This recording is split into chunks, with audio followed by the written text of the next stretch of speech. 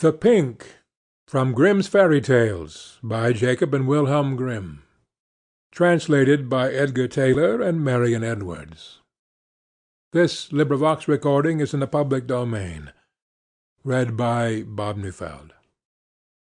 There was once upon a time a queen, to whom God had given no children. Every morning she went into the garden and prayed to God in heaven to bestow on her a son or a daughter.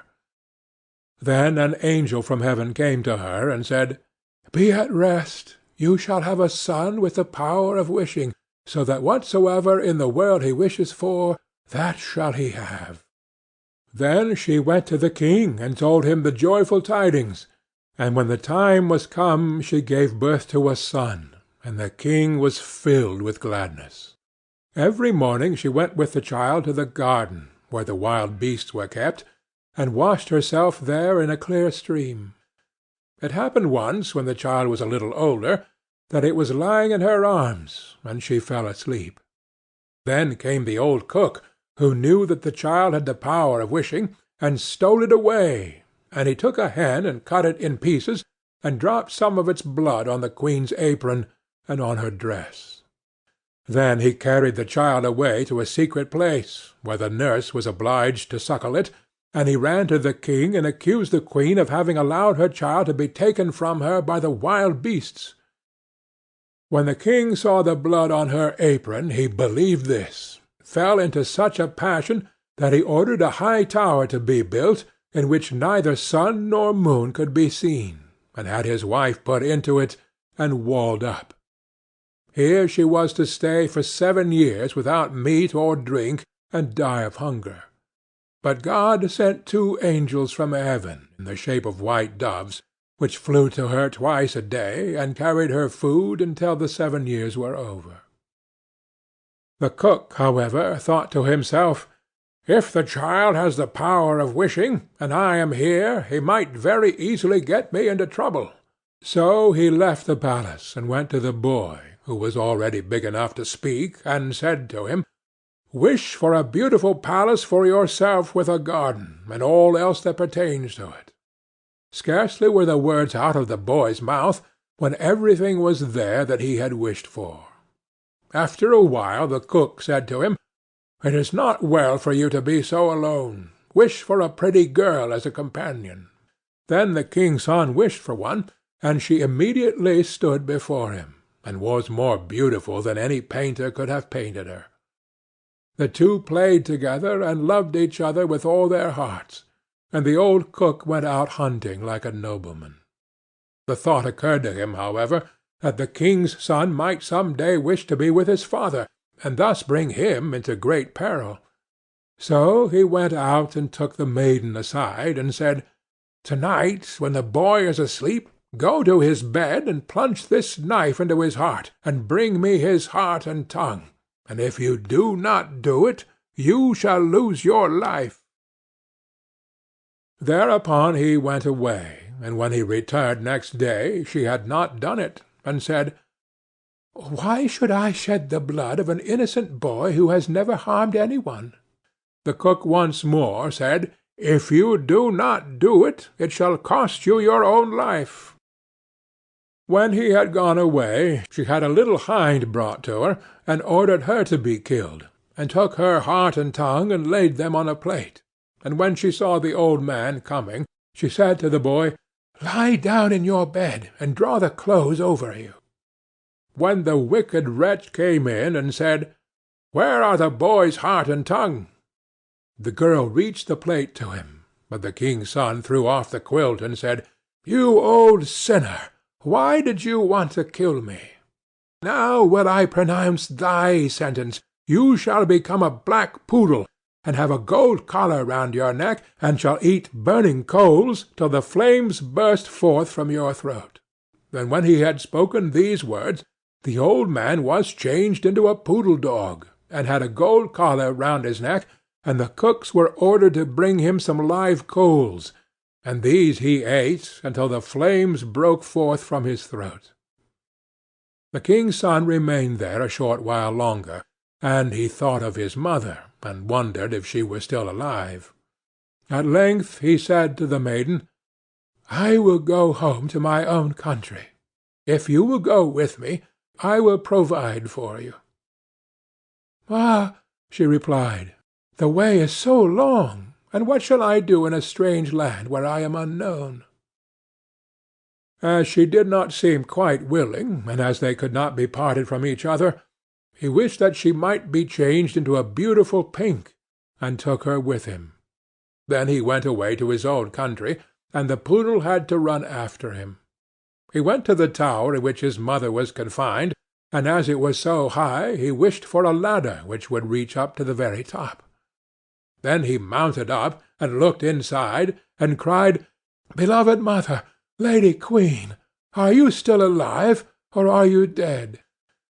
She answered, "I have just eaten, and am still satisfied," for she thought the angels were there.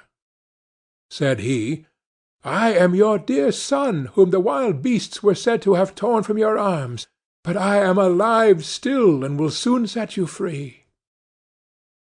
Then he descended again, and went to his father, and caused himself to be announced as a strange huntsman, and asked if he could offer him service.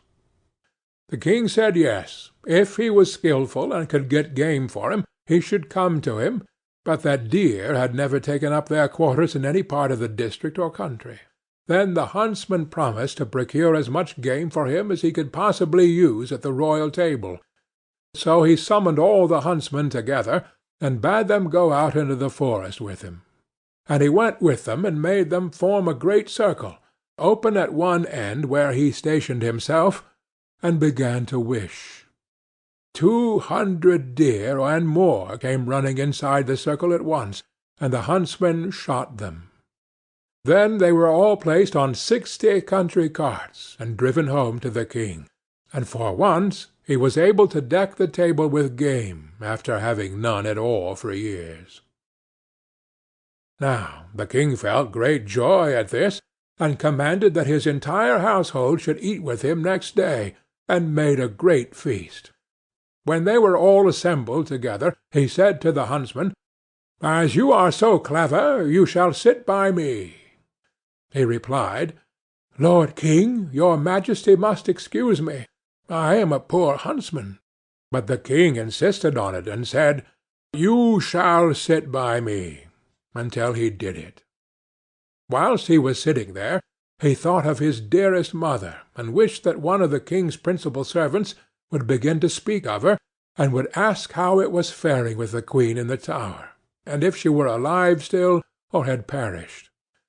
Hardly had he formed the wish, than the marshal began, and said, "Your Majesty, we live joyously here, but how is the queen living in the tower? Is she still alive, or has she died?"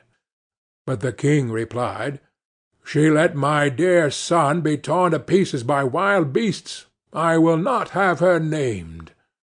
Then the huntsman arose, and said, "Gracious lord father, she is alive still, and I am her son, and I was not carried away by wild beasts, but by that wretch the old cook, who tore me from her arms when she was asleep, and sprinkled her apron with the blood of a chicken." Thereupon he took the dog with the golden collar, and said, "That is the wretch," and caused live coals to be brought, and these the dog was compelled to devour before the sight of all, until flames burst forth from its throat. On this the huntsman asked the king if he would like to see the dog in his true shape, and wished him back into the form of the cook, in the which he stood immediately with his white apron and his knife by his side. When the king saw him he fell into a passion, and ordered him to be cast into the deepest dungeon. Then the huntsman spoke further, and said, "Father, will you see the maiden who brought me up so tenderly, and who was afterwards to murder me, but did not do it, though her own life depended on it?" The king replied, "Yes, I would like to see her." The son said, "Most gracious father, I will show her to you in the form of a beautiful flower." And he thrust his hand into his pocket, and brought forth the pink, and placed it on the royal table, and it was so beautiful that the king had never seen one to equal it. Then the son said, "Now will I show her to you in her own form," and wished that she might become a maiden, and she stood there looking so beautiful that no painter could have made her look more so. And the king sent 2 waiting maids and 2 attendants into the tower to fetch the queen and bring her to the royal table.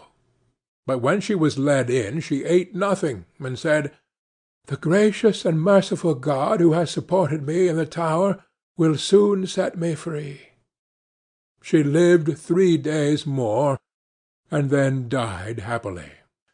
And when she was buried, the 2 white doves, which had brought her food to the tower, and were angels of heaven, followed her body and seated themselves on her grave. The aged king ordered the cook to be torn in 4 pieces, but grief consumed the king's own heart, and he soon died. His son married the beautiful maiden whom he had brought with him as a flower in his pocket, and whether they are still alive or not is known to God. End of The Pink.